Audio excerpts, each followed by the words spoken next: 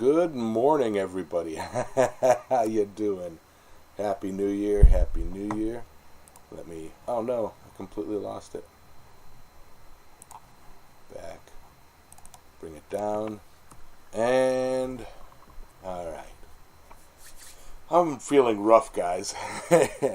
Hold on. Sinuses are killing me.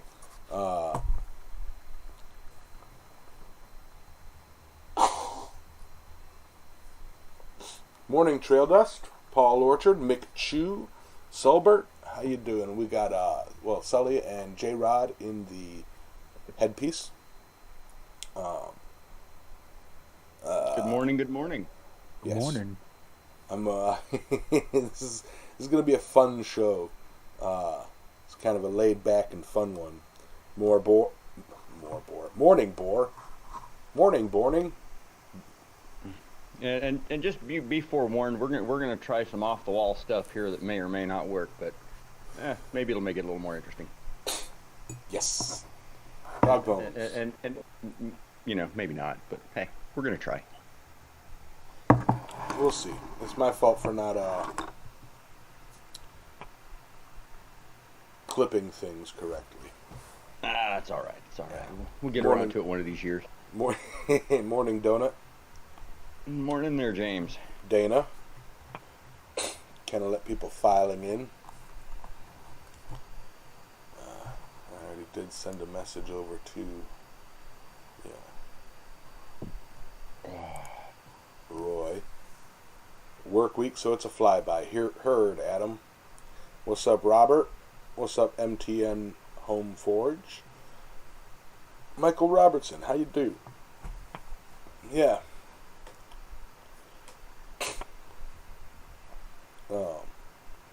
So, coming off of the New Year's, I'm still.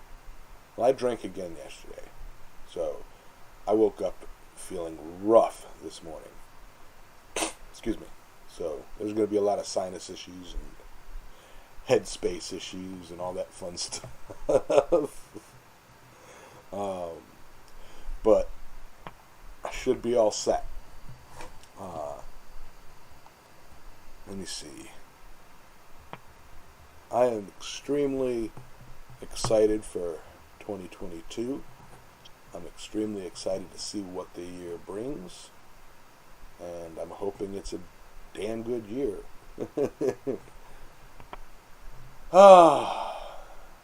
So, let me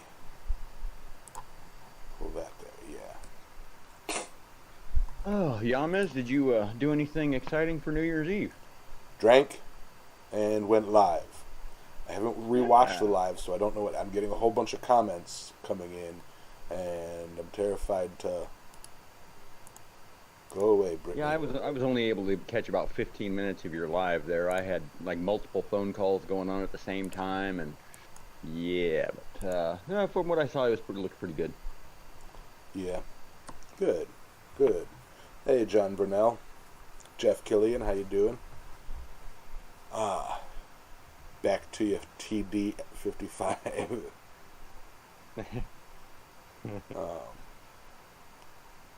Yeah, 2022 sounds like 2020 Part 2. Oh, you shut your mouth there, Mountain Home Forge. Let's not do that again. Let's leave things in the past where they belong. Amen. Yeah. How do, Debbie? But, Oh, good morning, Debbie. Steve Parsons. Look at you looking just fine after all that alcohol you had.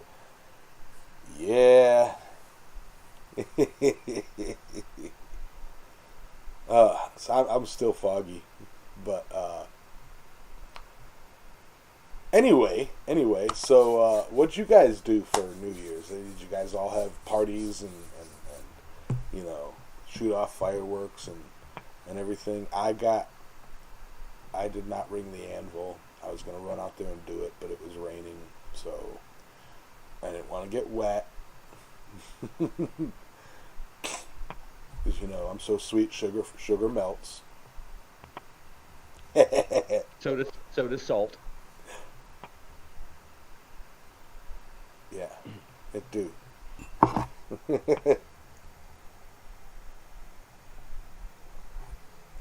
It's a sad day when Tinkerbell's empty. Like for me, my family, almost that for New Year's, like we just kind of stayed in, watched the New Year's Eve football, enjoyed ourselves, relaxed.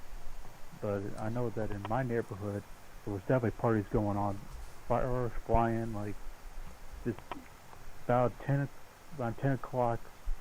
My entire neighborhood was in a low cloud of black powder smoke. Yeah. Nice. Yeah. I love that. I love that aroma too. America. Hey, Jeff Cran, how do? I kind of want to bust out some of my leftover herring, but I don't like eating in during a live stream. That's rude. You don't want to go Deadliest Catch style and bite the head off of a live herring, Right. But yeah. Let me see. John Brunel had one shot. Jeff Killian was in bed by 10. A lot of people were. A lot of people just said, screw this year. I'm going to bed early. 2022 cannot get here soon enough. Yeah, I planned that. It just didn't work out so well for me. I wound up going to bed about 1 o'clock. Yeah. Such is the life, however, of a perpetual night shifter. So. Cool, donut. Sprinkled donut shooting off a flintlock for the New Year's. Neat. Hair of the dog? No, I ain't hairing of the dog. That's what started yesterday. I have alcoholic tendencies. If I, yeah. No. Yeah, we'll leave the day. We'll leave the day drinking to me. I love day drinking. It just no. Yeah, I will say this: I am a smudge nervous about 2022. Can we skip to 2023? I know I'll be rich in 2023. Right. Yeah.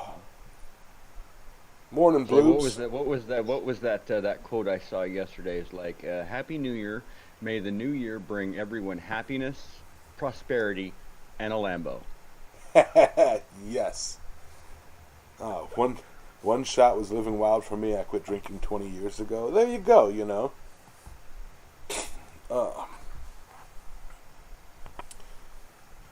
Yeah, I give. We got John Brunel's popping in. Well, he just wants to hear the sweet and sultry tones of Blacksmiths Church first and foremost, fresh squeezed in your face. Yeah. Screw the delay. I want to hear it live. I'm gonna be listening in. Gotta walk the husky for her first snow. Oh, that's fun. Okay. Trail Dust brings up a good point. Let's do this. Let's just have 2022 be the end of September, and then it's 2023. Yeah, there you go. I think a year should just be Quad State, New Year's, Quad State, New Year's, Quad State, New Year's. Man, that sounds like a plan right there. there. No kidding. I really need to step up my game on my. I've been letting. Do you know how many house payments I wouldn't have to make if I did that? Right. Or at least that's my theory, anyways. Yeah, I really need to step up my game on my time machine. I ran into a couple snags with it, just more mechanical stuff. I think I've got the majority of the theoretical stuff figured out, and some of the mechanical stuff. I need an 842 threaded screw.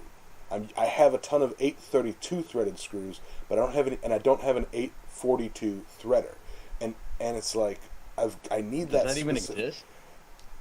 It's the only way the machine will work. It has to be that helix pattern.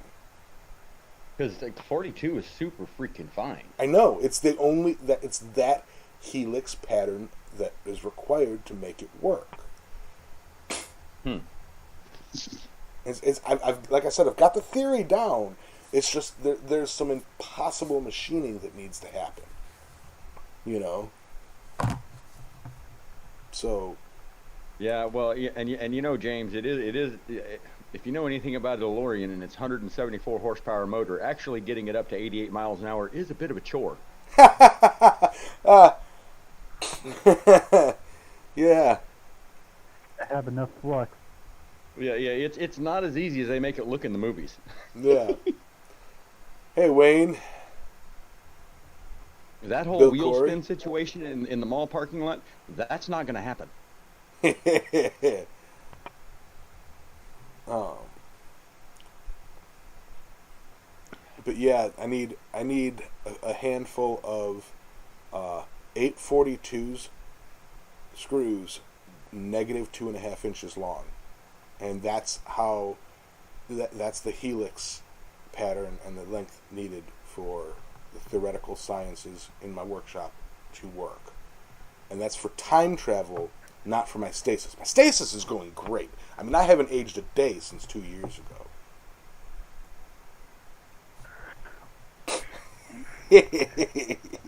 Hey, and you know, on a side note, you know, I totally forgot to mention you, dude. My clones are coming out freaking awesome, man. They're like, you know, a year and a half old already, and still no evidence of DNA degradation or anything. As soon as I get the mind transference down, I'm golden. Cool. So right now they're just empty shells. Yeah, pretty much. Yeah, that'll be real good for my plans.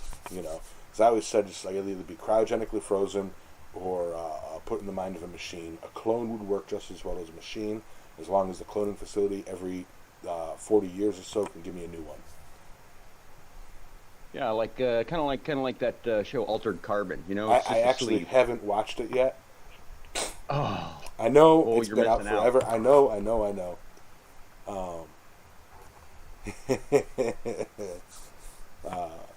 Be sure to use the good anti-gravity paint, right? Right? Actually, I coated the machines in my shop with Rhino liner, just so they don't get scratched up. No, I don't need to make a Terminator. I'm yeah. There's no way that doesn't just go bad. Yeah, well, I'm a believer. I don't know if I should say this because it's actually extremely dangerous. It's an extremely dangerous thought experiment. And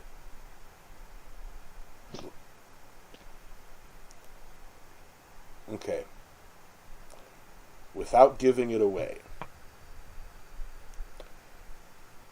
I did create a part for a machine. Okay. And I have left a note in my shop where I hid it, so that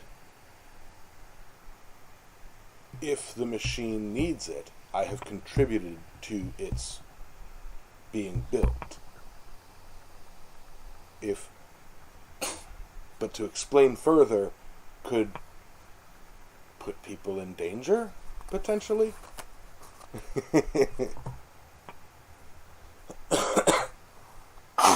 Okay, screw it. Y'all are in danger. If you don't like dangerous thought experiments, mute me.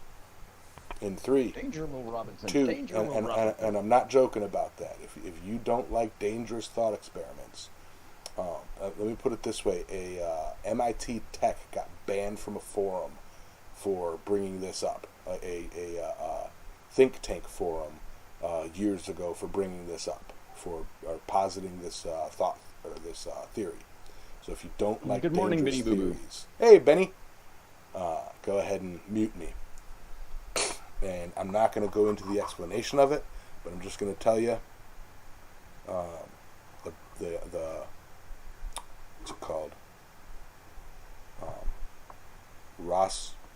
It's the Basilisk paradox. Hey, morning, Rob. Morning, Rob.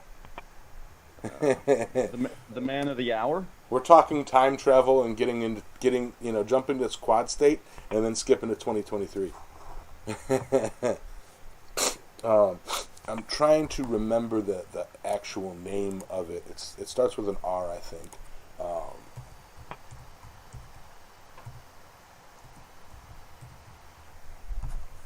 Yeah. Rokos. Okay. And I'll read it as it says in the paper.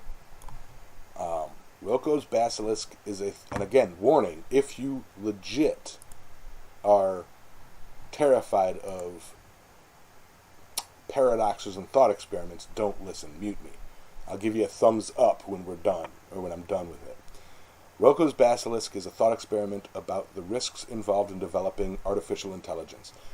Its conclusion is that an all-powerful artificial intelligence from the future might retroactively punish those who did not help bring about its existence, including those who merely knew about the possible development of such a being.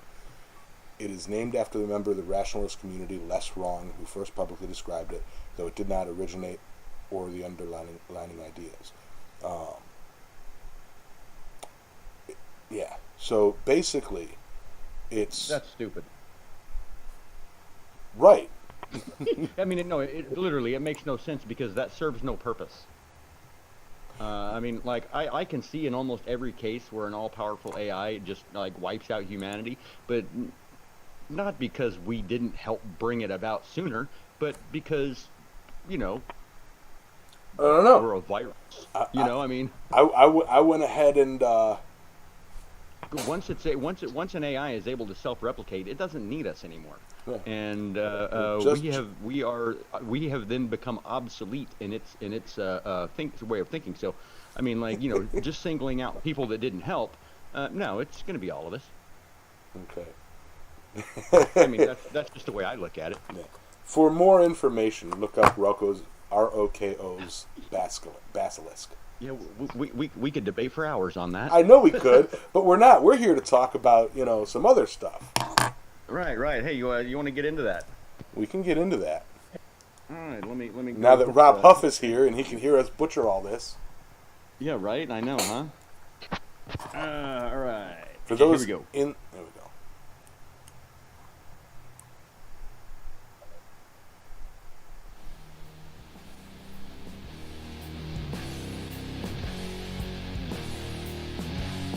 Yeah. Metal of the week today is HF-55. You better leave. Yeah. All right. Rock on. Oh gosh, dang it! Hold on. I've already turned it down on my end, so it's all good. Okay, yeah, no, but I had to. There we go. All right. Yep. That was so poorly put together. It works. It works. What? Oh no! Rob's like, I know that. Wait a minute. Oh no! Yes, Metal of the Week is HF-55. And otherwise known as cast iron. Well, specifically Harbor Freight cast iron. The Harbor Freight 55, the metal used to create metals and materials. Used cast iron and Bondo. A little bit of aluminum. Yeah. And I really wanted Roy to be in here for this. Yeah, I think Roy's intentionally avoiding it just because, I mean, he was on for copper the other week, and it's like, nope, I'm not doing two of these. Oh, was it? Oh, that was last week. Oh, man, I'm an ass. No, it wasn't last week. That wasn't last week. It was week before. Yeah. But yeah, doing this in honor of Roy, doing all of his tests on the Harbor Freight 55.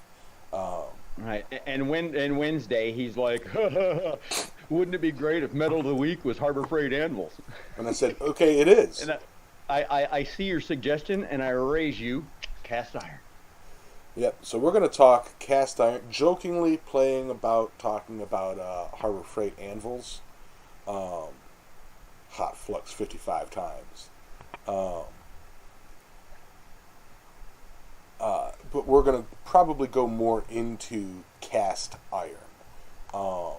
What's up, Chewy? But real quick to get it to push aside the Harbor Freight aspect. I don't know for sure, but it seems to me that Harbor Freight anvils, while being mainly cast iron, any voids that they have in the casting process, instead of saying, nope, that's not a good anvil, they fill with Bondo or whatever they have on hand. Um, so, And I can confirm. I thought that was a rumor. I really did. And I was like, no, they don't actually do that. Well, when I hard faced mine, I threw it in the oven because I didn't have I didn't at the time. I didn't have anything but a little propane torch. I didn't have a rosebud in my shop, so I didn't have the ability to like get it really nice and hot. So I threw it in the oven and let it sit in my oven in the house for I don't know, around about 2 hours at 450 degrees to bring it up to temperature, so I could put the weld the nickel bead on it to attach the plate. Well, anyways, yeah. Oh, I stunk the whole house up because of the burning Bondo, or not burning, but hot hot, Bondo. It didn't yeah. actually burn, but oh my gosh! I mean, I had to open all the doors, all the windows. It was horrible. It stunk for like 2 days even.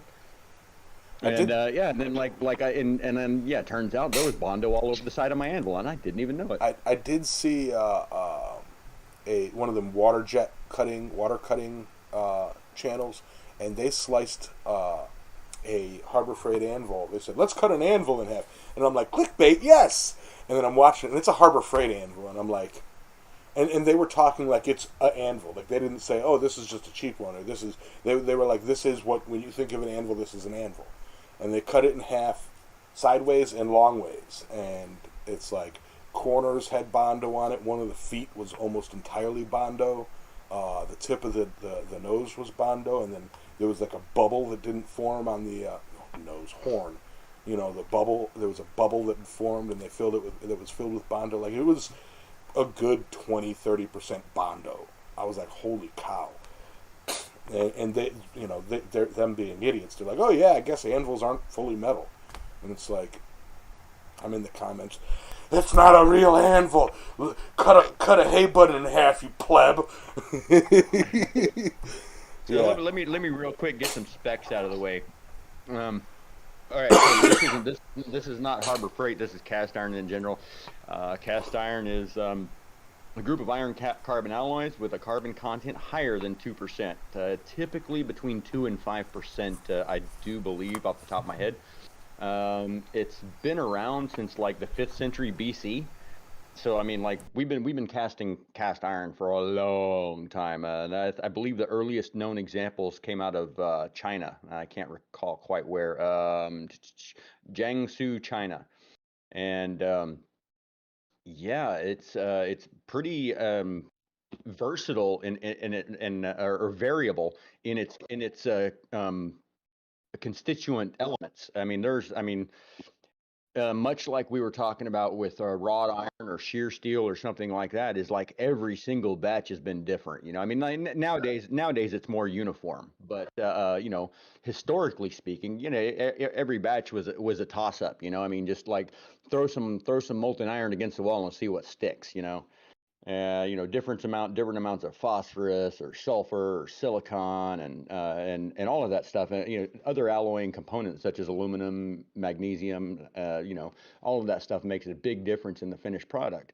And like one of the things that's really important that you don't hear much about is the graphite in the uh, in the casting, because I'm gonna have to read this because it's a little bit too intense for me to just off the cuff here. The alloy constituents affect its color when fractured. White cast iron has carbide impurities which allow cracks to pass straight through. Gray cast iron has graphite flakes which deflect a passing crack and initiate countless new cracks as the material breaks. And ductile cast iron has spherical graphite nodules which stop a crack from further progressing. And so, anyways, those quote unquote colors of cast iron are called so because of the basically the shape of their carbide impurities, which affect the cracking characteristics of cast iron. Like like kind of like when they quenched that, when Roy quenched off that one and was sitting there messing with it and tapped the heel with the hammer and the heel broke off. Yeah. I mean that was a straight through crack, right straight across the heel at the hardy hole. And so you would assume by that means it's white cast iron because the crack passed straight through. It didn't fracture off a bunch of little pieces, and it didn't just crack to one side on one side and stop. The whole thing came off. So I would classify a Harbor Freight anvil as being white cast iron. Sorry, I missed most of that. And yeah, I'm sure, and that's really all I have on the like the history type and the sciencey part of cast iron, and I think the rest of it we're gonna throw around Harbor Freight myths and truths and what you can and can't do and how good of a boat anchor they make. And kind of how Roy's breaking ground by doing what he can to make as much experiments on them as he can. First, I'd like to say, hey Curtis, hey Fuss. Good morning, Steve. I had a graphic for if Steve popped in, but I don't know if it's family friendly. No, I'm just kidding. I love you, Steve. Ben, 52100 is 1% cast iron. It is 1% carbon and not high enough to be considered cast iron. Anybody would consider 52100 to be cast iron? No, Ben said he thought cast iron was over 1%. Oh, because I said it was over. It was 2%, between 2% and 5%, and 52100 is 1% carbon. yes, because it's 100. Correct. Oh, I see.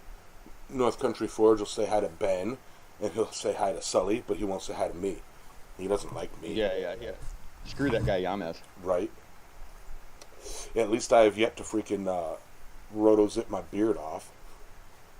Well, I know, right? Woo. It Yeah, is I hot go at in mine. here. I go at mine every day with a wire wheel, just for shits and grins. Yeah, you shave with the wire wheel. Hot mic. It's all good. Yeah. Good catch, though. I didn't even catch it. Anyway. I was just testing, trying to get my mic to work here. But yeah, with the cast iron, with Roy breaking that one, the nodularity inside cast iron can change depending on the cooling rate. Yeah. Yeah. So And it's entirely possible that that heating and cooling is exact. Well, I mean, it's not possible. It's probable that that's what caused that particular cracking pattern. Yeah, yeah. and that has to do more with the cooling rate and the nodularity, whether it's spherical or sticky graphite, as opposed to the actual chemistry of in it. Right. Where I work, we do a couple different kinds, and we do malleable cast iron, which will have a lower carbon content, which will be below 3, around 2.75. Or we'll have ductile, and our ductile grades will run almost 4. That's, Oh, nice. if I may ask, what exactly is the difference between like a cast iron and a ductile iron? To me, cast iron is taking hot or molten iron and pour it into a cast. Ductile iron is kind of the same thing, isn't it? It is the same thing. So The difference is going to be in the higher the carbon goes, the easier it flows into the mold. right.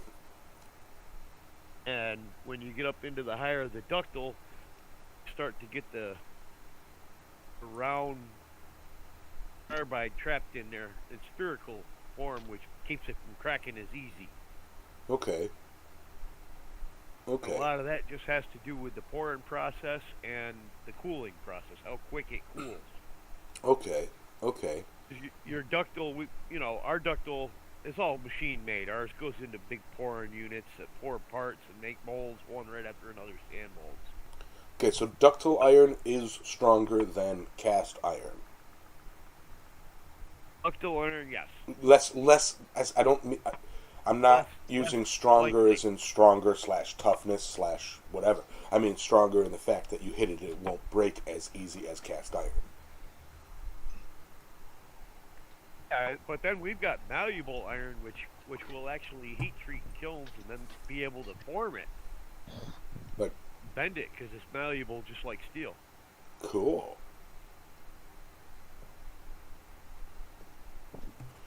Oh, that's cool.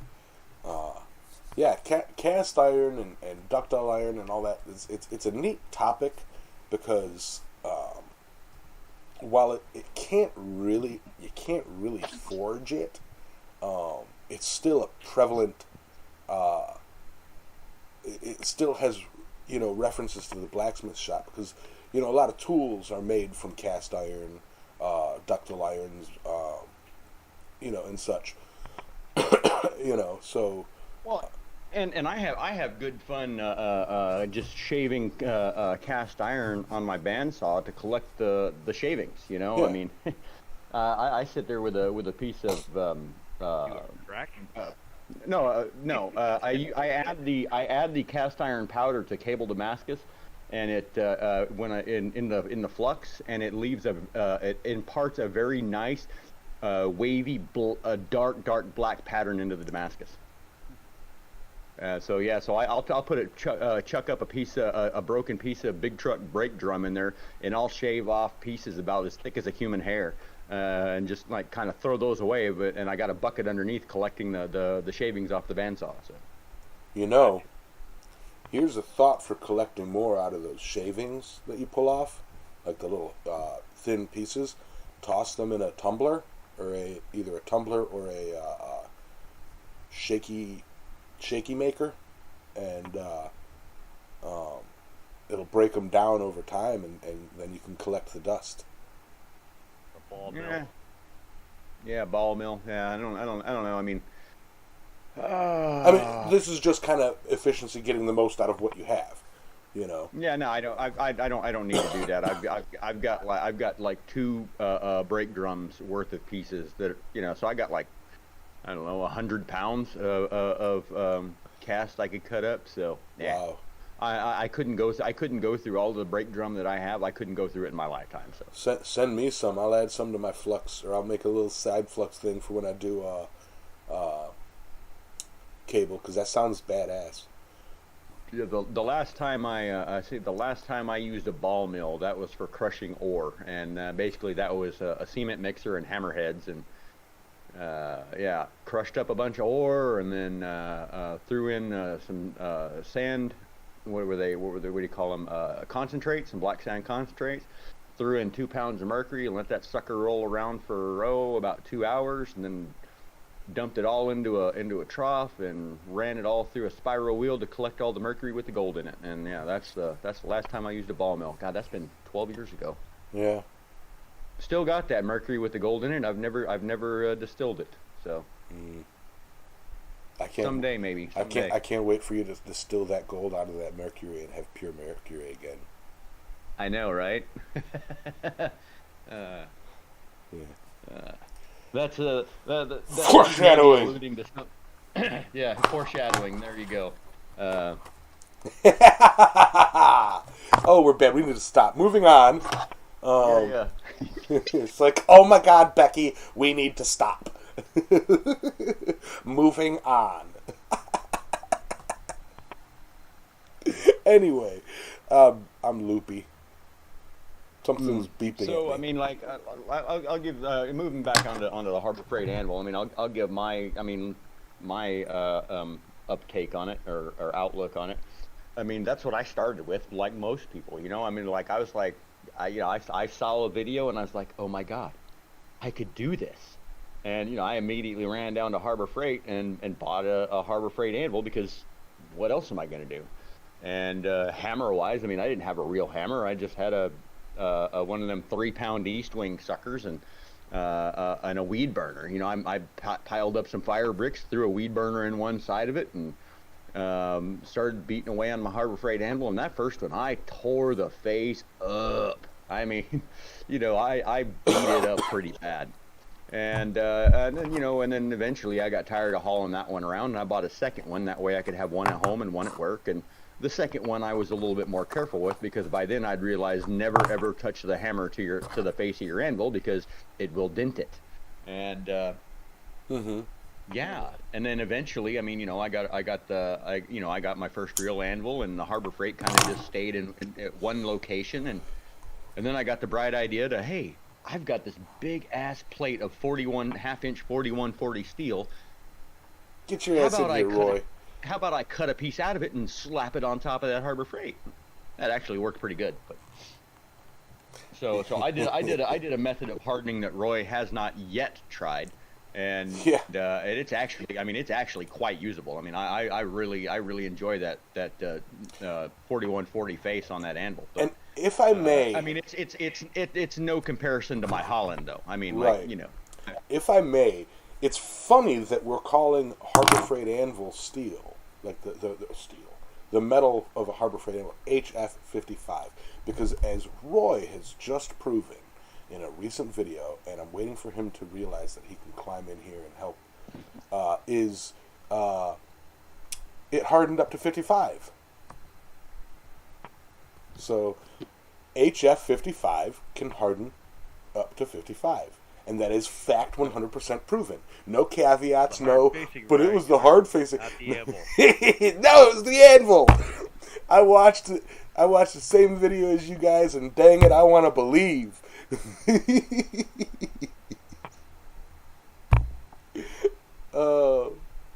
Yeah, and I don't even know what mine is, because I mean, you know, the plate that I welded on was heat treated and hardened, not tempered, prior to me putting it on the anvil, and but then the whole welding process added a considerable amount of heat, and so it is soft around the edges, where because I totally annealed the edges from the welding rod, from the 7018 rod.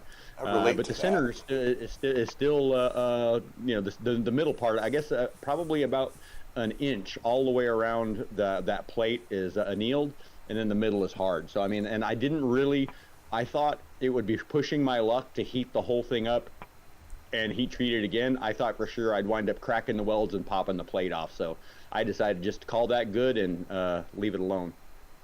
Yeah, I'm soft around the edges.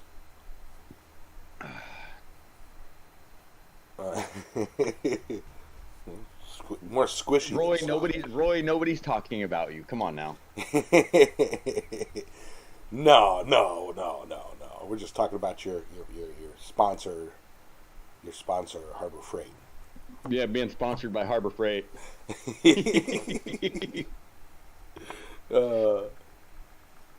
I'm itchy today. No. But Yes, sir, Mr. Duncan. I can confirm that Soddifers is a nice little piece of work you got there. He got your Soddifers? No.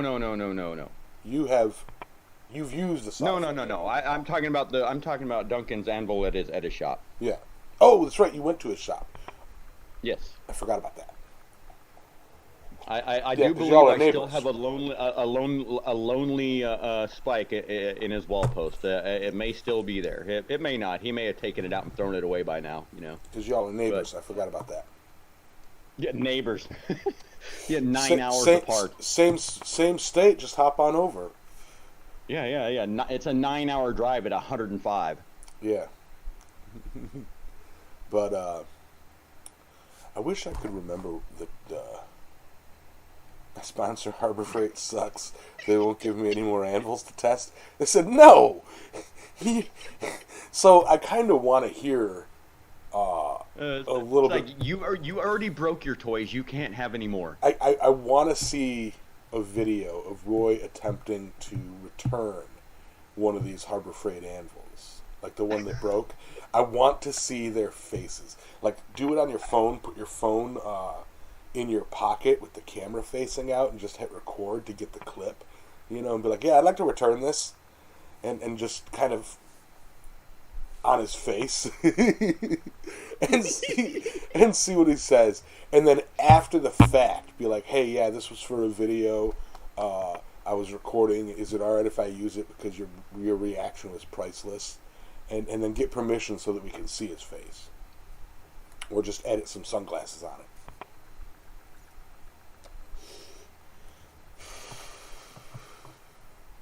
That seriously needs to be a video. Even if you know what though, with our luck, Roy would get the one person that doesn't care. They just be like, okay, do you have your receipt? Thank you. But would you like to exchange it or just get your money back? Okay, here you go, sir. Be like, I'll exchange it. I got plans for this next one. Well, I mean, but you know, video-wise, that would make for a boring thing. You know, there would have to be the guy would have to be like, wait, what did you do to this? You know, you totally need to, Roy. And another fun one would be returning the one that he hard-faced, because they'll just package it up and put it on the shelf again. You know, and then somebody will get a hard-faced Harbor Freight, you know, and then be like, on the forums and everything, I don't know why people are complaining. This Harbor Freight's great. It's got a 75% rebound. And Roy could sit back and be like, you'll have to say that hard-faced one, the bounce on that ball bearing blew my mind. It exploded the back of my mind. Like, it was like, really? Yeah, I know. I knew it was gonna. I had a pretty good inkling that it was gonna rebound really good. You know, I was figuring like, you know, it's gonna get a little bit over 12, and it did a little bit better than that. But I mean, but then the continue to bounce, the bang, bang, bang. I was like, whoa! Yeah. I was wowed by that video, and he told us we would be. Yeah. He told us we would be. But Bondo it up, put it back on the shelf. Get you some Ford Blue to put on the sides. And yeah. Well, I don't actually. I guess that's not Ford Blue. That Harbor Freight Blue is kind of an animal all of its own. Yeah. I mean, not hard to find. I have it right here for Medal of the Week. Is there anything the Roy does that does not amaze you? Well, you know, honestly, there, Matt, there are lots of things that Roy. Yeah, no, can't think of anything. I'm not gonna suck up to Roy. There's a lot of stuff that Roy does, and I go, yeah, I taught him that. No, I'm just kidding. No. Roy's gonna come in here yelling. He's gonna be like, come on now. What's up, Randy? Long time no see. Oh, the rants are the best, Matt. They really are. I mean, and everybody loves them. I mean, especially in a live stream, it's like I don't mean to get into a rant here, but yeah, you do. Roy rant. Yeah, you do. Yeah, you do. 'Cause he knows we love it. He's got the whole show scripted out, and you can't prove me of it. You can't. Yeah. Roy is too tall. Did Ben say that? Everybody's too tall for Ben. Right? You walk up to a 5-year-old and be like, stop growing. Oh. Hey, Randy, how goes it? Long time no see.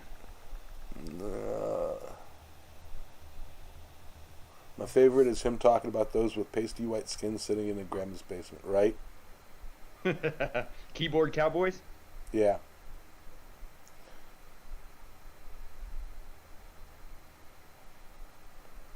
Yeah, it's fun stuff. You all know the stories, though. It took me a while to come along to Roy's videos and actually go, all right, I'll watch these. Good morning, RG Homestead. How do, man? How do? Happy 2022. Uh-oh. Uh-oh. Uh-oh. I'm about to get yelled at. I'm about to get yelled at. If he could figure out how to unmute himself. Wait, I can mute him anyway. He starts yelling at me. Let's see. I do, Roy. A blade of grass is taller than Roy. Roy's a tall drink of water. Yeah, he is. Y'all be sure to drop a like and a share if you can. I appreciate that there, Mr. Donut. Let me figure out this Discord thing. I can hear you. You can hear me now. Yeah, I can hear you now. Oh, good. Got the technical savvy down today. Yeah. Speaking of which, if you have a moment after the show, I'd like to discuss some business with you. Sure. Gotcha. I can do that. Yeah. So, enough of the mushy stuff about me. You guys Right. are making me turn red as my sheet. No, it's yeah, okay, we'll stop being mushy. We were just trying to, Trying to butter you up. I've kind of taken on the job as a hype man for a project that I'm a part of, and so it's like I get that hype mode of, you know.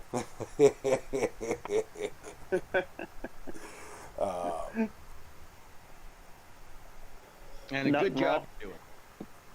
Yeah, nothing wrong with that, hype man. Yeah. Keep it up. Yeah, I have no skills. I just stand in the back and go, yeah, yeah, yeah. What he said. Yeah.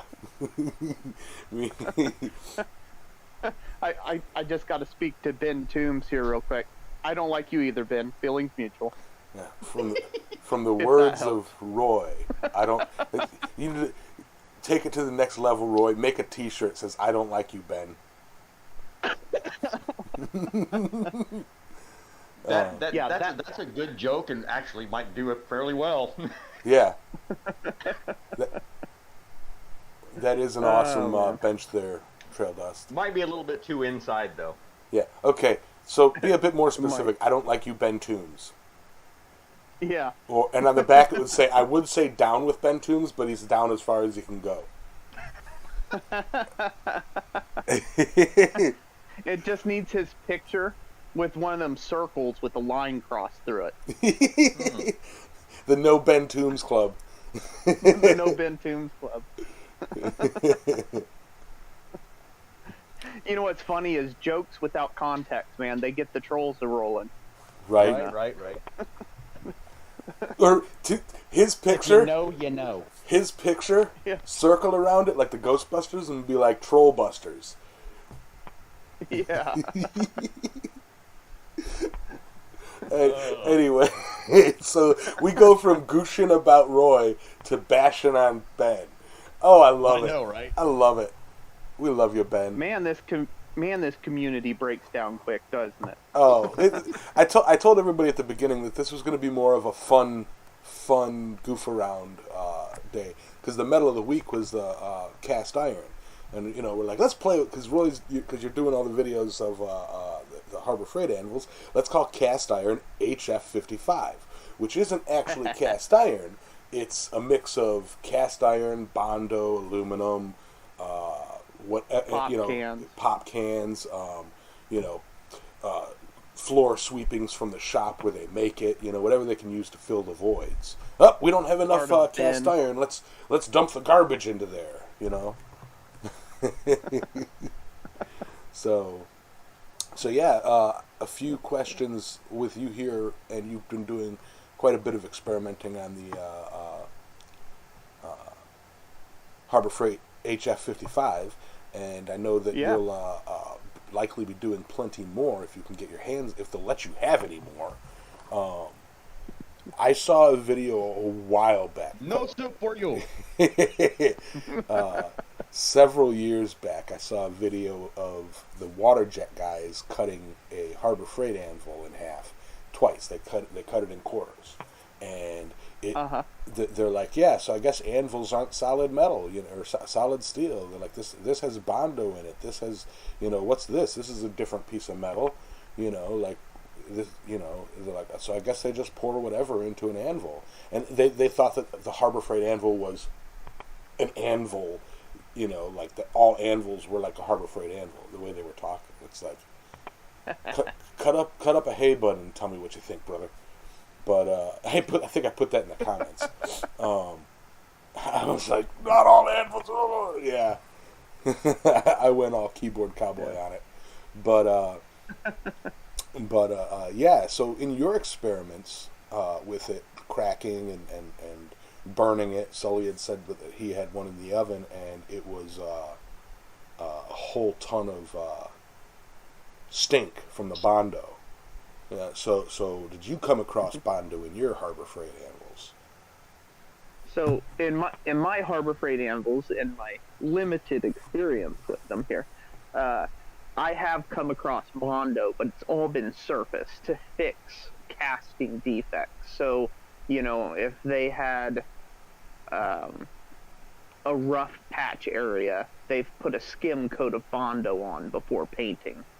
There's been, with all the anvils I've tested, there's only one that had I don't even know, maybe a rock fell into the mold when they went to pour it or something, and it had it had a chunk out of it, and they filled that with Bondo. So, so yeah, they do put Bondo in before they paint the anvils. But as much as that water jet channels Bondo, I haven't ran across anything like that. Yeah, and I mean, and that's like I did not believe the Bondo stuff. I mean, I was like, there's no Bondo in a freaking Harbor Freight anvil. And then, yeah, like I said, I preheated mine in the oven in the house, and boy, was I wrong.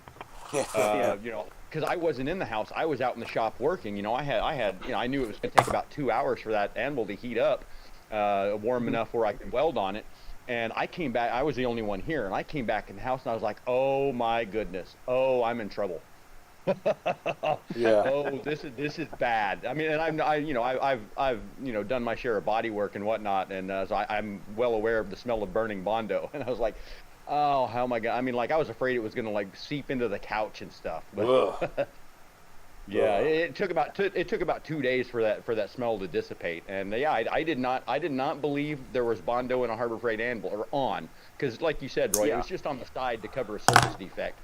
It was only on one side. I had some Bondo on one side, maybe a 1/4 of an inch thick, for a 3-inch by 2-inch section. It was a very small piece, very insignificant. Yeah. But it was enough to stink up my whole house. Yeah. Yeah, it's Note to self: don't bake Harbor Freight anvils in personal oven. I was gonna say, Roy, but it was the only way I could preheat the anvil. I had no other option at the time, and so that's what I went with. Yeah, I was gonna say, take note, Troy, because and check out Sully's video on it. He did the welding a piece of 4140 plate to it, Yeah. So, and it's like, I know with you doing all the experiments, that's something you're bound to try.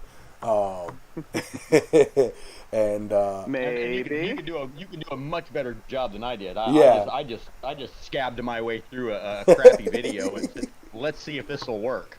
Mm-hmm. And I thought for sure it was going to pop right off, but you say maybe. And that anvil is still rolling around in the back of my pickup, just in case I'm somewhere and I need one. Yeah, the way Roy's saying that maybe tells me that's the next video. Yeah. But yeah, so I could tell you guys my plans for the future of Harbor Freight anvils if you like. I would love to hear your plans for the future. Give you all the insider scoop. Yeah. As it were. I mean, we're not going to watch the videos. Yeah, I do have a plan on welding up, trying out surfacing it with a hard plate, putting a hard plate on it, welding it around the rim, that kind of attachment method. I do plan on brazing a Harbor Freight anvil, a face plate to a Harbor Freight anvil, and also forge welding a plate to a Harbor Freight anvil. So Nice. those are all videos that I'll be working on as soon as I can find some more Harbor Freight anvils, because there's not one in the single state of Michigan now, and that's no joke. We've called around, they have 0. Harbor Freight heard what you were doing and pulled them from your region. Yeah, no, they must. I don't know. So, yeah, we're gonna be legit though. Hint. Here's a call out there to anybody who'd like to send us one. I was just gonna say, and be featured in a video. If you're in the area. Yeah. I'll look up. I'll figure out how much it would cost for me to ship a Harbor Freight anvil over to you and try and get mine over. Yeah. That's it costs more to ship than one cost at Harbor Freight. Well, unless I can squeeze it into a flat rate box. In a large flat rate box, they cost $25 to ship. Yeah. Can you fit one in a large flat rate? Yep. I'll be darned. I didn't know that. Yeah. Yeah. So. Yeah. Well. So yeah, Roy, I'll send mine.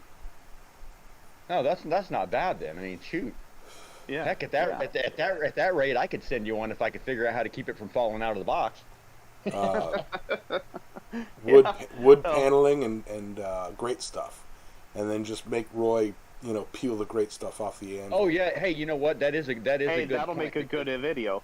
Yeah. Because if anybody's ever gotten a load of cable from me, you know it comes encased completely in expandable foam, and it might take you an hour to get it out. Hey, Ron. But yeah. Well, that'll just add extra drama to the video. You see, and it might pull off some of the Bondo. Better. It's like, can we get it out? Will it lose any Bondo? What I would do, and anybody listening who plans on shipping Roy an anvil, put the anvil in a plastic bag, tight, and then fill the box full of. And don't fill it and then close the box. No, the way you do it is you put a very thin layer of foam down, then you put the anvil in a plastic like a Walmart sack. Then lay the anvil in there after the bottom layer has dried, and then fill around the anvil, top and bottom, sides and top, with expandable foam. Let it bubble up and dry. Then you take a saw and cut your expandable foam off, even with the top of the box, and then you close it. Yeah, it's a process. And that's how you ship stuff in expandable foam without messing it up and without ballooning up the box. Or like what I did have one time where the post office because the box was bulging a little bit, and they were not wanting to take it because it had to fit within the dimensions, and because the box was like swole up, they're like, oh well, this doesn't really count. I'm like, come on, man. Yeah. I was like, that's my packing material pushing on the sides. Yeah. All you had to do was just jump up and down on it real quick. Okay, there it goes. It'll fit. Really? I've done that before at the post office. Like smashy, fits. Yeah. Gotta remember that. Yeah. So back to the whole Harbor Freight thing on the anvil there. Just as people have asked a couple times now, like. A few commenters are mentioning, when you're going to get back to forging, and I like the forging content better, and stuff like that, and this whole series that I'm doing is for the neckbeards of the internet. That's really what it is, and I will probably title a video like that coming soon, and it'll be a Roy rant on it. And because Harbor Freight takes a lot of crud, which they are due. They take a lot of crud because they put out a lot of crud. So they definitely warrant it. But I get tired of hearing guys just absolutely bash Harbor Freight as a good starter anvil to just get people who are blacksmith curious started into the craft. I'm right there with you. Right. I did that video test, like the first fire series where I went through. What did I go through? I did I-beams, I did rail plates, I did chunks of steel, I did rail track in both ways, vertical and horizontal, and I did a Harbor Freight anvil, and then I even went so far as to use a red brick, a slab of concrete, and a cinder block, and it's like, honestly, Harbor Freight Anvil worked fine for, a beginner. It's fine. Hell, and Yep. and I noticed no discernible difference between the rail track, horizontal or vertical. I noticed no as long as horizontally it's bolted down tight and you have a sturdy base. I noticed no discernible difference. It's like, so that would be a whole nother video too of like listen, all those people saying vertical is the only way to use the rail, and if you use it horizontal, you're an idiot because you need more mass. It's like, you can add mass by strapping it down tight. Yeah. So Roy, I believe I vaguely recall you mentioning at one point in time that you initially started with a Harbor Freight Anvil. If I'm mistaken, Yeah. please correct me. But how long do you reckon that you went that route before you upgraded? Hey, Dylan. So to give you the story, I started my journey in smithing in a little 6x10 shed, a pallet shop that I built from reclaimed materials because I didn't have any extra cash on hand to build nothing, to actually build a for real shop or have a real anvil or anything like that. And I built that shop after I had gotten my Harbor Freight Anvil for Christmas. And I was so pleased to just start smithing. My parents bought me a hammer, like a 3-pound Harbor Freight hammer. My wife got me the 55-pound Harbor Freight Anvil for Christmas. And I started my blacksmithing journey in my living room, sitting cross-legged on the floor by the old coal stove that we had in our living room, and just smithing right out of the coals there. No air blowing or nothing. And I was forging on coat hangers that Christmas. Just flattening them out. Cool. Just for the joy in the awe of smithing. And I think that's kind of what I'm trying to prove in a way with this series that I'm doing, is that, they're not complete junk. You can make them better, or let's see if we can anyhow. And I think a lot of the older, more respectable guys, or what should be more respectable at their age, they forget that love of smithing. Yeah. That just the joyous little boyhood giggle you get because you bent something. You took something, you heated up, something that was immovable before, and you commanded it into a shape. It's not even a good shape. Let's be honest. But it's something when we first start did. whacking on anvils, we suck. Everybody does. And that's just part of that learning process. But Hey, you Clara. don't care.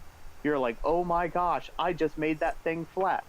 Right? And that's why a lot of people gravitate towards knives at the very beginning. Call the video, or if you go on the rant, here's a good tagline for you. Forget the how, remember the why.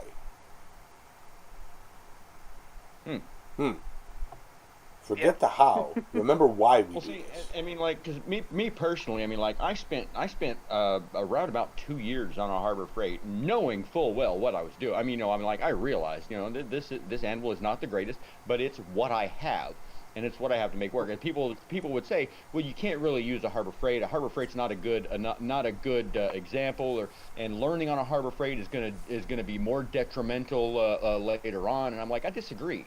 Mm-hmm. I learned a lot. Yeah. And now, granted, it takes more effort to do the same amount of work on a Harbor Freight because you don't have the rebound. So it takes more hammer swings. It takes more effort. You have to what I did is I consciously made an effort to never bounce the hammer on the anvil. Once I figured out that every time I did that, I left a dent. And so you never touch the hammer face of the anvil, and so you're wasting energy there. And so yes, there's a lot of wasted energy. There's more effort that goes into making a piece of work, but it still works. Yeah. Also, I never answered you, Sully, on that. Oh. I never answered how long I was on a Harbor Freight anvil for. I just remembered. Sorry, I took. Oh, that's all right. I'm easily sidetracked Me too. into my my little rants there. Yeah, so I spent 3.5 years Oh, wow. forging on a Harbor Freight anvil, and once I got a real anvil, okay, and I was watching Hey, Mr. Pepper. Craigslist and Facebook Marketplace wasn't even a thing back then, so I was watching Craigslist. Well, in fact, Facebook wasn't even a thing. Wow. Okay. Well, that's going back a little bit. Well, shut up. You were watching MySpace, huh?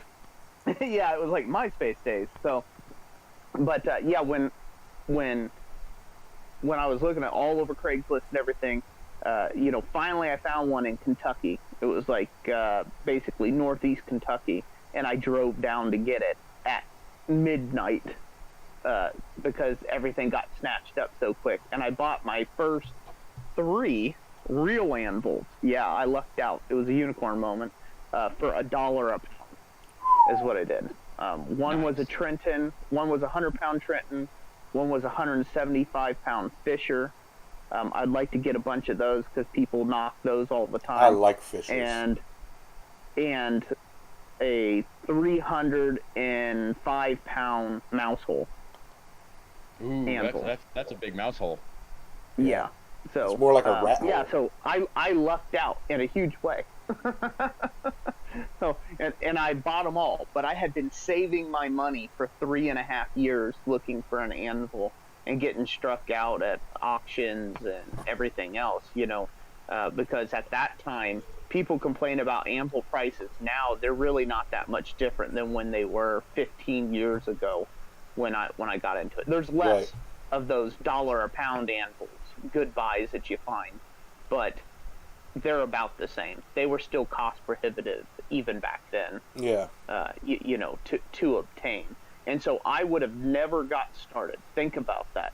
A channel of 1,700 videos, a business of over a decade of forge work, all the various things I've produced, the thousands and thousands of pieces of iron I've produced, would have never got started if it had not been for that junky little Harbor Freight anvil. Yep. And people forget that. People forget beginnings because they get that, I'm good now, so I'm better than that. And it's like they forget that shift, Yep. But So. yeah, it's, And I don't even Hold on. like if I visit somebody's shop and or if I'm visiting somebody else's shop and their anvil's a Harbor Freight 55, I don't care. I'm still gonna get some. I'm still gonna get something hot, and I'm gonna forge on it with you. yeah, I'm not gonna me personally, I'm not gonna down talk your anvil. No. Hey, if you got a rail track anvil, I don't care. You're getting started. If you're doing something and you love it, right on. And a Harbor Freight's a good jumping on point. I heard Chewy. Yeah, I think a lot of people. I think the words conflate the two. That they can, or confuse. They confuse those two things, right? Good in will it work for now, right? Like if a beginner asks in a group somewhere, right? They don't know how to ask the question. Like, is this a good starter anvil? No. Harbor Freight is not a great anything. It's just not, right? Like, it's debatable on whether or not it's a decent boat anchor. Yeah, exactly, right? Because it's soft, but this is coming from guys that have been in the craft a bit. Like, oh no, there's way better options out there, right? So when someone asks, like, oh, is this a good starter anvil? They have to be taken in context. Is this what you can afford? Is this all you can afford right now? Yeah. You're just can't stand yourself any longer and you want to get into the craft? Then sure, get it. It'll be a serviceable anvil for however long it lasts, but keep in mind, it's a throwaway anvil. The problem is you get neckbeards that get in there that have 3 years in the craft of watching, doing it through Minecraft or whatever, okay? And they jump in there and they jump all over the guy.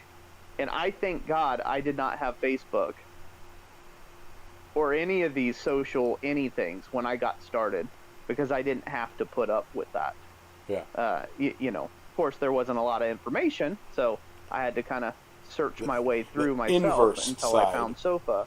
Yeah. But you know, but at the same point, I didn't have somebody brow kicking me just because I asked a question either. You know, like, Hey, oh, necktie. well, like, hey, you know, my wife, she got me this anvil for Christmas.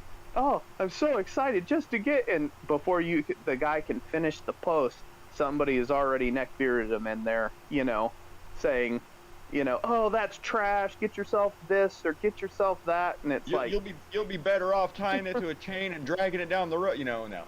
Let's not bash Minecraft here. I used to play Minecraft for years. Hey!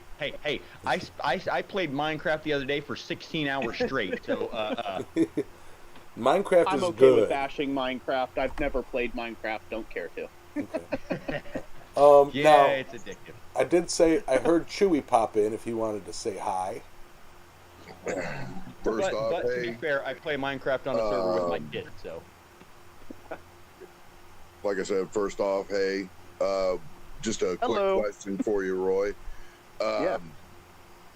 Have you had a chance to try out that anvil that you faced, or how well do you think it'll hold up? Well, great question. I have not got a chance to try out that anvil that I faced yet.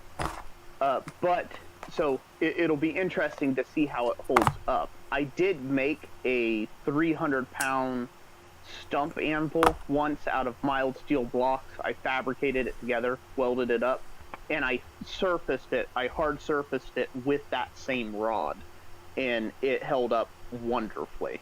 You know, it didn't have any chipping out, or it didn't get too brittle or anything like that, to where I could even damage it. If anything, it flattened some of my hammers at the time, put little flat marks on my hammers because my hammers weren't as hard.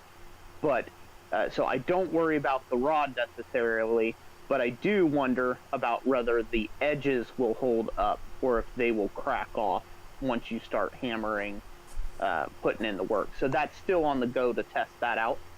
And, you know, there'll be an update video with that for sure. Okay, I have a 55-pound. It says USA on the side.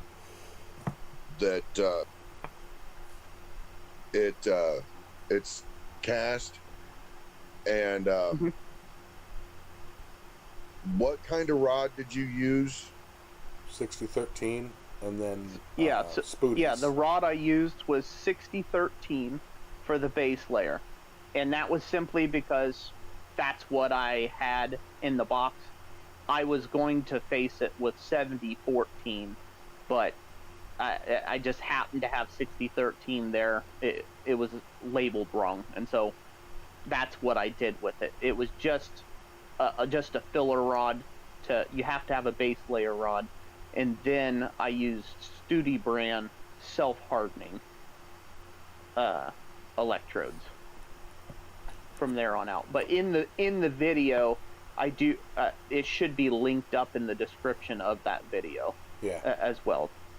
A link to the rods over on Amazon if you want to read up their chemical compositions and all that other jazz. Okay, I was going to ask where you got them from, but you know. Studi you have to actually get from a welding supply that they don't sell them on Amazon. So there's a link to the welding. I believe it's I think it's Harris Welding Supply or something like that that carries them, and that just goes over to their website. One last quick question. Sure. Do you have to have like a 220 welder to be able to use those hard facing rods? I don't think I've ever seen a 110 stick welder. I actually have one. Oh. Okay. If you're using a 110 stick welder, as you probably already know already, you're not going to be able to put out the same amount of heat. You know, you're not going to be able to draw the same amount of amperage. So you would have to probably you probably could. You would just have to buy the right size rod that is rated for your machine. So, my old Buzz box that's underneath there, it's a 220 welder, but it can put out a total of 380 amps. So it's a fairly big stick welder, but it can run really big rods, is what I'm saying. It can run really thick and heavy rods, but you don't have to do that in order to face the Anvil off. I had a Harbor Freight stick welder at one time, and that thing took, I don't even know, that they were tiny rods. And that was a 110 current, or a 115 current.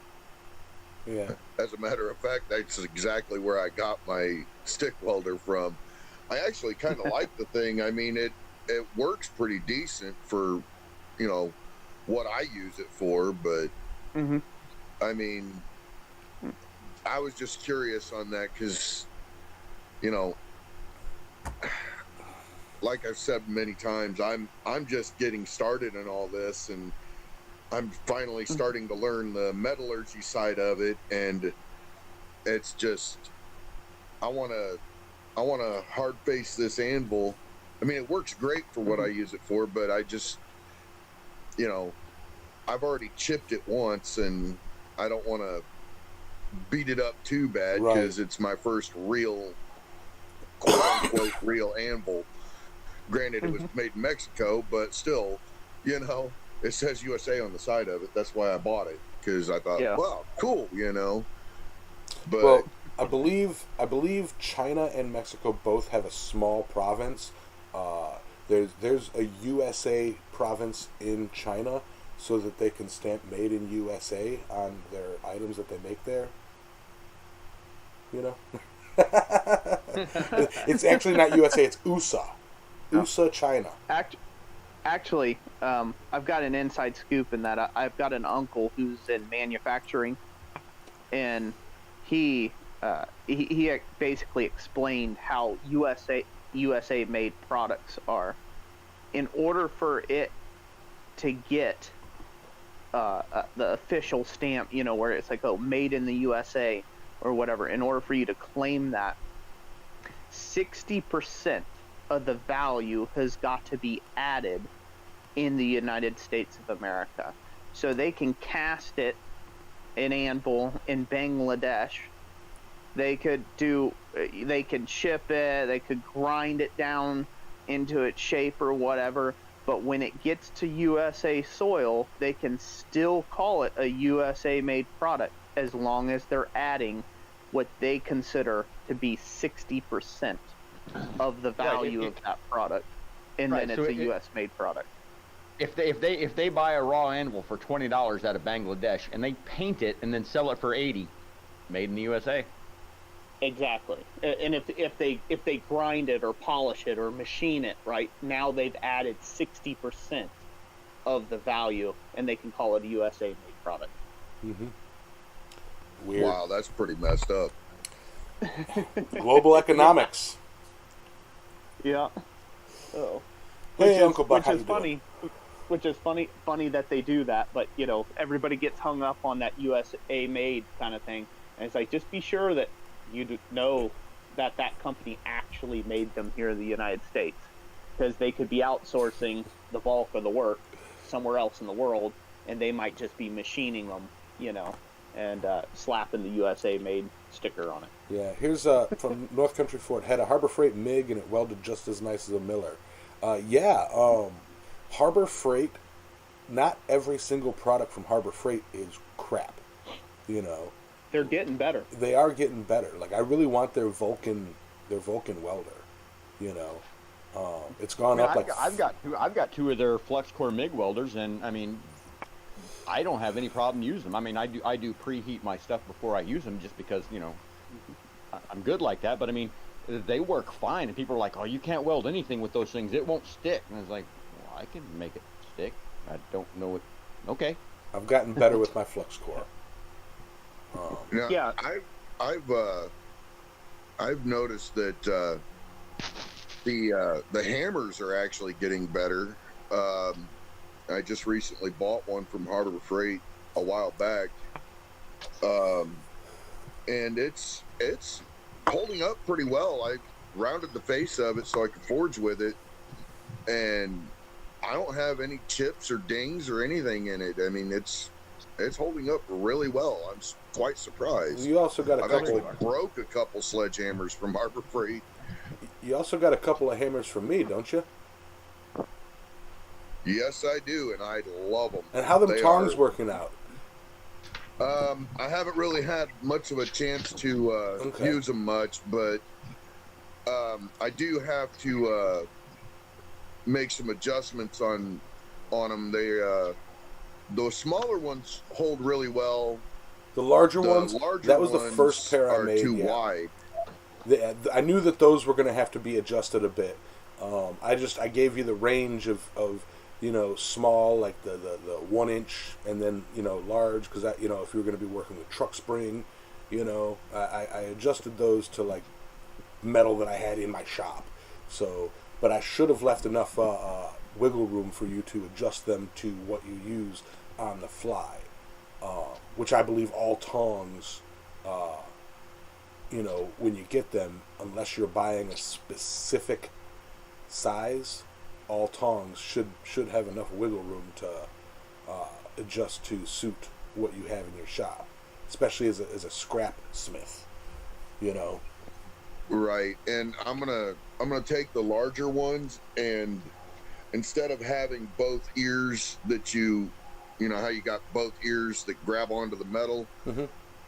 I based those off of Roy's design. Both on one side, I was gonna flip it to the other side and kind of flex it back and kind of like an offset. Yeah, make it offset and then squeeze them together a little further so that they grip a little easier. Yeah, but yeah, the main the little ones actually turned out pretty good. I was just worried that they were going to be too small of a pair. But anyway, no, they're great. Yeah. I love them. I got to use them once, but they hold really well, and thank you for that, by the way, man. They're great. I love them. I don't typically sell tongs, and I think I told you that, but yeah, for those who didn't know, Nick here, he specifically reached out to me. He wanted a set of Island Metal Forge tongs, and it's like, I can try to make something good for you. See, the last time I tried to make a pair of tongs, I feel like I messed them up, but to each, it's kind of a learning curve, I guess. But yeah, I like yours better than I do mine that I made. Yeah. But anyway, go ahead. I was just like talking about get distracted, and it's like I remembered that I made those, and it's like I just wanted to kind of hear what you thought. But yeah, not to change the subject. I'm not advertising. Don't like. I suck at. Yamez saw a squirrel. I worked hard on those tongs to make them perfect. I'm not a fan of making tongs. I can make tongs that are functional, but they're not at all pretty. Morning, Clara. Long time no see. Yes, morning. I saw you pop in earlier. They may not be pretty, Yamez, but they work, and that's what matters. Yeah. Hashtag buy Island Metal tongs. No. I made. Get them now. No. They're on sale. $399.95. Yeah, $399.95. No, actually, I don't think I paid that much for them. No. Actually, I'm making stuff for the crypto community, and coming up, I've got a few projects for the crypto community, and I'm, I don't want to say I'm making a killing, but like I find that I can kind of, I make more money selling to the crypto community than I would be able to take those same items and put them on my table, because it's selling to a niche market, You know. And to be fair, you're also selling to a niche market that has a lot of disposable income. Yes. So. Yes. So, I'm focusing a bit more on the art and brand-specific arts. You know, a little bit more fabrication. Nice save, Yaz. Nice save, Yamez. Nice save. What? Disaster avoided. The Cryptosmith donut. Cryptosmith. Yes. Hey, Yamez, I haven't had a chance to, but do you have any pictures of that dog's head hammer you made for me? Yeah. Wait, hold up. Yeah. Uncle Buck. Uncle Buck Sports. Has everybody heard about John Coffey? You talking about him? I mean, is there something we don't know? I mean, like in the boxer chat, he did say New Year's he was in the hospital or whatever for some heart fluctuations. Is that what you're referring? Yeah, I kind of didn't want to bring that up in case he didn't want everybody to worry. Oh shit! But yeah. Hit the dump button. Well, now I'm worried. What's wrong with the fella? Okay. John Coffey. I mean, it's there, but I mean, yeah, okay, whatever. I apologize profusely from the bottom of my heart if you didn't want this to go out just yet. But yeah, he was. I don't know specifics. All I know is that the other day he messaged us from the hospital. He was just having some heart issues and was getting some tests done. That's all I know. And so yeah.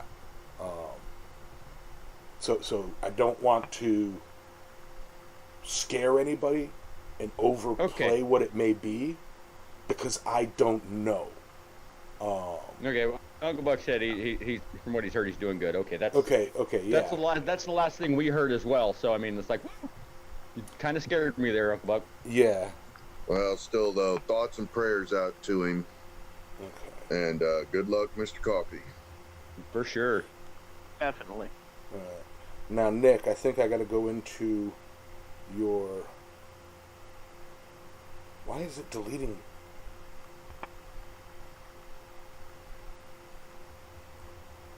The only reason why I ask is, have you posted on Discord or something? I have not. I haven't had a chance to take any pictures of it or anything, but I did use it in one of my videos. I think I just recently posted. I'm not entirely sure, but I love that thing. That thing is amazing. It takes no effort, basically at all, to move any kind of metal with it. It's great. Okay, pulling it up. I think I showed it before. Yeah, let me see. Kind of went with a log look, wood grain textured. The back of it's got the little swirl. Yeah, that was a fun one to make. Reminds me of a ho-ho. Swiss Miss. I'm so fat right now. Absolutely. Yeah. Crumbs in your beard. Absolutely, Must Uncle be Buck. hungry. I'm not.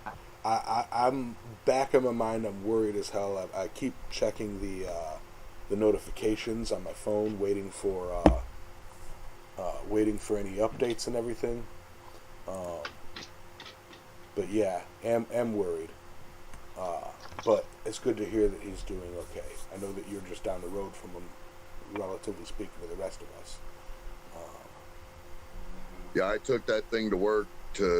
I was so proud of it when I got it. I took it to work, and my boss said, "Oh my God, that's gorgeous." And I was wondering how did you do that with the handle, man? That's just the lightning bolt pattern thing that you got on it. I got a knife and I take and carve it all out and then heat the blade of the knife up. But no, I use electricity. Really? Yeah, I use electricity, 2 leads on a transformer, and I touch different. I wet it in a saline solution, and I surface burn it across different spots. Fractal burning. Fractal burning. Yeah, it takes me about to get the occasionally what'll happen is I'll get one that like either overburns or just doesn't quite burn the pattern that I want or where I want it to. Like it'll like just keep burning in one spot, and it's like, oh, come on, and I'll have to kind of switch gears and change it around, dry one spot, wet the rest of it, and don't burn anymore over here. But I see some people that like take a piece of wood, put it down, attach to one side, touch to the other, and it just burns across so clean, and it's like I got to do it in stages. It's slick, bro. I gotta say, man, I love it. The thing works like a freaking charm, man. Yeah, thank you. I appreciate that. Randy, I've got something else I would like to say on the Harbor Freight anvils Absolutely. real quick. Well, not specifically Harbor Freight anvils, but hard surfacing, if you're going to hard surface an anvil. So brought up a good question about having a 110 welder. And I spoke briefly about rod size. This just kind of came to me. If I remember correctly, on my Harbor Freight welder, when I had it, it has been many years ago, so I don't know how much they've improved since then. But it really struggled with even 3/32 rod. So I had to get like 16th to 3/32 was like my max range of what I could work with that Harbor Freight with a 110 welder. And what that will lead to, say if you are working with an underpowered stick welder, to work on that, you're going to have a lot more rods, not necessarily more poundage, but a lot more welding that's going to be involved into the face of an anvil. So just keep that in mind. And when you preheat an anvil, you don't have to go bonzos hot with it either. You don't have to go so super hot with it to where it's red or anything. It just needs to be right around that 250 to 300 degree zone, and it's going to heat up immensely from there by the time you're done welding it. And I did preheat that Harbor Freight anvil that I did in the video. I preheated it before I started welding on it, but I lost that video footage before I got to editing. So that question had come up a whole lot, but I only heated it up to where you could fry an egg, or a couple hundred degrees. I went up a few hundred degrees. It was probably 200-300 degrees, just enough to start turning the surface color just a little bit, and then I started dumping my welding rods into it. Yeah. So hey, Rory, if you are going to undertake resurfacing an anvil, be sure that it actually needs it. Ask, get advice first from people who know what they're doing. There's some established methods online for refacing anvils, but I would highly not recommend it for just a few chips in the edges or things like that. Those can be repaired, yes, but you can always add welding rod later. It's really hella hard to take it all back off and get back to original anvil. I'm gonna hard face my table. It's wood. So. Right, I figured it would be, but there's more than just the chips in the side that I'm having issues with. I tried to, I screwed up and tried to face the anvil with a flat disc, and I kind of rounded it. I was thinking about taking it to my job and having the tooling guys flat face it with the Bridgeport they got there, but I didn't know how well that would work out, considering it's solid cast iron, and I want to make sure it's gonna hold up to that, but I really don't know. I don't know a whole lot about machining. It should mill very easily. The cast iron is very conducive to machining. Okay, would that harden the face of it any? Like work hardening it or whatever? No, it actually removes any face that, if you have a mild steel, and mild steel does work harden to a degree. If you have like my Bakos, its face is pretty work hardened because I use that a lot. If I were to take and go get it milled, it would remove all of that work hardening. Okay, so how deep would work hardening go? I mean, not very. Roy would probably be a better answer for that, but in my thinking, not very deep. Well, work hardening, I guess, I think the way that you should think about work hardening isn't a level of hardness. Work hardening is introducing stresses into material to a degree that the surface, it's getting harder and harder and harder. So it's kind of, once you've work hardened something, say you work hardened an anvil face, that may be 1/8 inch. It depends on how far your hammer blows are penetrating down into the piece. Like if you're really wailing on it and denting it up to no end, and you're putting some 1/8 inch or 16th inch deep dents into it, you're compressing and working that surface material down like that. But it's not technically a level.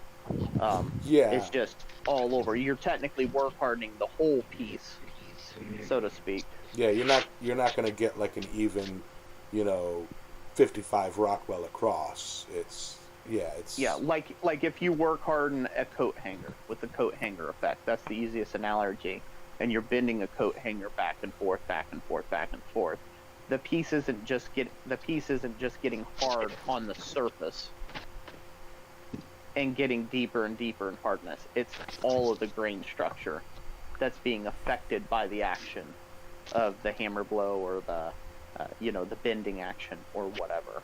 It's the entire grain cross section there. So okay, I see. Yeah, but on the machining part of it, those Studi rods, they're not machinable. That's what they put on there. They're not a machinable thing. So they could be surface ground, but as far as put on like a fly cutter or something like that. And of course, the machine shop guys would tell you that. As soon as you brought it in, they'd be like, no, we can't do that. It's been hard surfaced. It's not set up for machining. It would probably chip out. Right. But cause heck on their cooling. So I was talking about flattening it out before I hard faced it or whatever. In my opinion, and again, Roy can correct me if I'm wrong, but the way I would think about that is you're adding material and building up a base weld, and then adding the hard facing rod, which you will then sand down or grind down. Unless it's really sway backed, I think that's an unnecessary. And by really sway back, we're talking like 1/4 inch or more, where you can't, you'd waste money and time filling, Yeah, like my mouse hole's got about 1/4 inch of sway back in the middle, and I mean that's not even something like I wouldn't even be comfortable filling that. I would have to I would have to machine the whole face down flat and then go from there. But I would likely never do that because I can work around it and I don't want to mess up the 200-year-old anvil. Right. My thing is okay. Talking about the cheap anvils, or if you're refacing one, since you're already there, cost per capita for your time, it's easier to fill with material versus remove material. Once you remove the material, you can only ever remove more material, then build back up, and then remove more material to get whatever your results are. It's better to build up first, then machine back down flat. So if you've got some big gully in there, it's better to, if you have a low spot, like a big hammer blow, for instance, or say a big chip, right? So you got a big chip on your edge. You wouldn't machine your edges of your anvil back to the bottom of the chip. You would build the chip out and then machine the edges again. Does that make sense? So the same thing like in the belly, if you had a belly and an anvil, you wouldn't want to grind away all of the good anvil, right, down to flat, lose mass, and then have to build all of that back up to par, or have less. So you would build up first the low areas and then machine down back to plane. Yeah. Right. Okay. Yep. I was thinking about, just having, because it's got like a camel hump in the middle of it, all the way along the face of the anvil. Yeah. So you talk, yeah. So because you've already worked the edges down, is what you're saying. You've already ground it to a crown. Yeah, basically. Okay.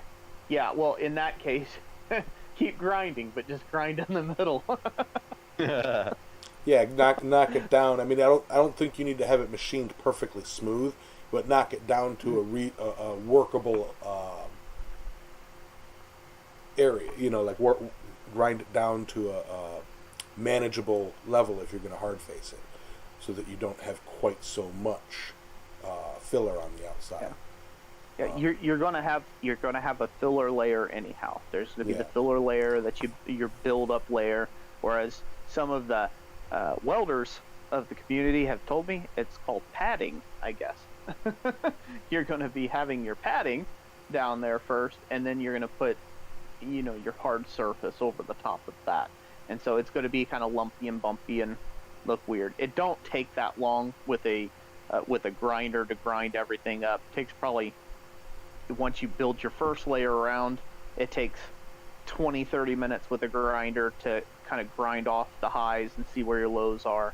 You fix them, grind those to where you have a nice flat-ish surface, and then continue on with your hard facing rod, because there's no point in going and machining the thing perfectly flat when you're going to put this lumpy, bumpy, hard-facing rod on there. That's kind of what I was getting at. You're not going to be able to machine flat. You're not even going to be able to machine that flat. You're going to have to be back in there with a grinder, or have it surface ground with a surface grinder. Yeah, padding or that buttering. Makes sense. Yeah, that makes complete sense. Okay. On that anvil, the hardy hole is, I don't want to say angled, but one side of it is a little smaller than the other. Is there any way to fix that to where it's squared out? File. Yeah, Yamas. You could file it again whenever you remove material. It's removed, so it's gone permanently until you have to put it back. It's a lot of work to put it back, but I guess I would caution on the side of doing too much to make things perfect, because in blacksmithing, a lot of your tooling you're going to get isn't going to be perfect. A lot of your tooling that you're going to make won't be perfect. Yeah, for a zillion years, blacksmiths have made their tools to fit their equipment. Yeah. So that you have on hand. And if you pick up a new anvil, it's going to have a different hardy hole. It'll have a pitch, a roll to it. It might have a funky corner or a bit of a rhombus or something like that. And you make your tools to fit, that main piece of equipment in your shop. But if you're trying to get it, say if it's got one side that's a little longer than the other, so it's a bit more of a rectangle, if you're going through the process of hard facing and all this other stuff, you can go ahead and keep your weld pool a little closer on that edge as you go around the hardy hole, and you can adjust it there, because you're going to be grinding and filing anyhow to make that the way that you want. So that's the easiest way. If you don't do anything at all, say you're like, you know what, I don't really want to hard face this thing, don't want to do all that, don't want to go through all that trouble, but I would like to fix that hardy hole. I've got a video on making a simple adapter plate. So they can be sleeved, and made more perfect, if you will. Right. I really don't want it perfect. I just, want it more functional than it is. You know what I mean? It's just, I got my son a Cleveland cavalry anvil, and that thing, the rebound on it's amazing. The rebound on mine's, I will be right back. I think, is pretty decent, but his I enjoy using his, but it's just, we've already chipped a couple of the spots on it and on the edges and stuff, and I think it's got a hardened face on it, but I'm not entirely sure. So like I said, I'm still learning, but none of the stuff that I make is exactly perfect, and I enjoy it that way. It gives it character, and when it comes down to adapting and overcoming the trials and tribulations of blacksmithing, I enjoy the challenge, and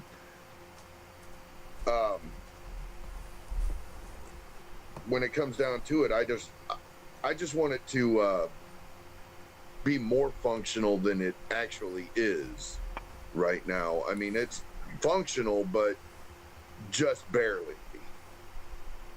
Right. I gotcha.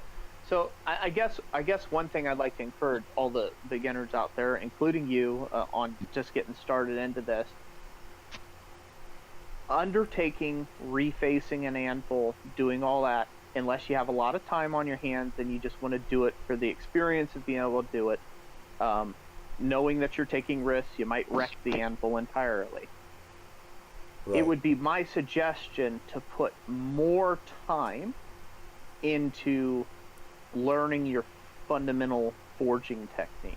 Spend more time and energy into practicing your hammer blows and things like that, while using the quote-unquote, first or cruddy anvil, starter anvil, right, that you have, where your starter anvil, right? Let it take all that abuse for you until you get things figured out. And you'll have a much better time later on, because what you might realize is you put all this time and worry into making this anvil better or more usable, or fretting over the hardy hole and things like that, and then you end up missing the fun part of black, which is the forging and taking time to actually practice those skills, so when you do get to bump up to that next level anvil, now you're not blowing chunks out of the side of that anvil bench. Now you're not dinging up the face of that one. So your second anvil will come along sooner than you think, and time flies when you're having fun. So yeah, like Roy said, focus. It's just a starter. Yeah, you may have it for up to 3 years, but it will make the next anvil that much sweeter. Yeah. Well, my first Harbor Freight cast iron anvil still has every dent in the face of it that I put there. And I bet you can still do a scroll on it. This is actually my second anvil. I went all the way to Ohio to get it. That one and my son's cavalry anvil. But when I first started off blacksmithing, I went to Harbor Freight and bought one of their little 15-pound anvils, and I bolted that sucker down to my workbench and beat the living daylights out of it. It actually held up really, really well for a $15 anvil, and it ended up mounting it to a stump, and we were straightening out my son and I were straightening out a one of those S clips for railroad track, and man, that thing took a bunch of blows, and then one of the feet fell off of it. So, and the grain structure on it was insanely porous, but I have yet to find any Bondo in that $15 anvil, you know. And that thing, my grandson uses it. As I'm learning, I'm teaching my son and my grandson how to do it too. So I'm trying to keep it in the family and trying to help keep the craft alive, you know. Yeah, that's commendable.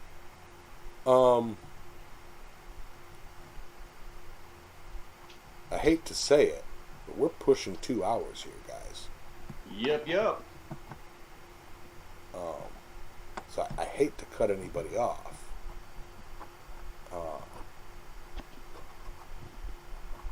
Always cutting people off, Yamez. Always cutting people off. We get it wrapped up. We might have something else to do today, you know? Yeah. Just so rude. Just I'm sorry. interrupting everybody's great conversation, Yamez. I mean, come on. I mean, I could leave the stream on, and I've got to go take a stove out, move a stove, and then move a dishwasher, a fridge, a washer, a dryer, to get to another stove and move that stove into place. But so what you're saying is you're tired of talking to us. You're just making excuses. Yeah, that's it.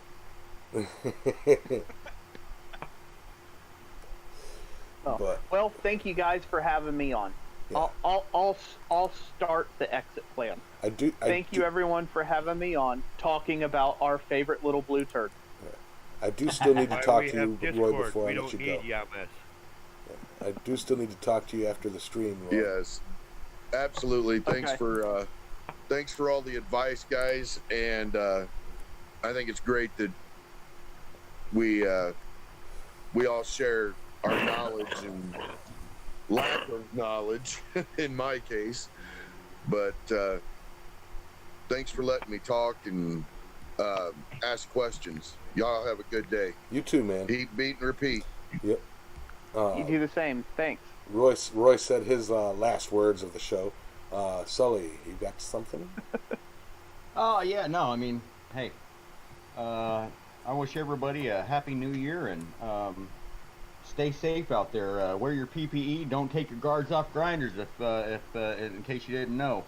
That little practice might have saved my bacon last week. So don't take it for granted. And it would have saved Steve's beard. Yeah. Anyway, yes, Happy New Year, everybody. I hope your 2022 kicks off to be an awesome, awesome year. But yeah, that's our show with Harbor Freight 55 as our medal of the week. We never actually did determine what specification of cast iron that is. Well, it doesn't actually have a specification. It's cast material. So stop calling them cast iron, they're cast material. Could be like rebar, like last week, everybody called it hot dog, so why not call it hot dog? No, but things to take away from this is it's cast of people's shattered hopes and dreams. Yeah. That's what it is. The takeaway from this is, as bad as we, knock Harbor Freight anvils, dang it, if it's what you got, it's what you got. Remember the why, don't worry about the how. Okay? Don't forget the why when learning the how. Yeah. So. Seeing as how Roy is destroying them, I can have him just cut off like an 1/8-inch thick piece about the size of a quarter off one of the horns, and I can throw it in the spectrometer. That'd be a good idea. But DM me. I'll do it. I've got one. Yeah. All right, guys, we're gonna call that a show, and I will see you guys on Wednesday. Rock on, everybody. Yep. Have a good day. You too. Roy, get back here.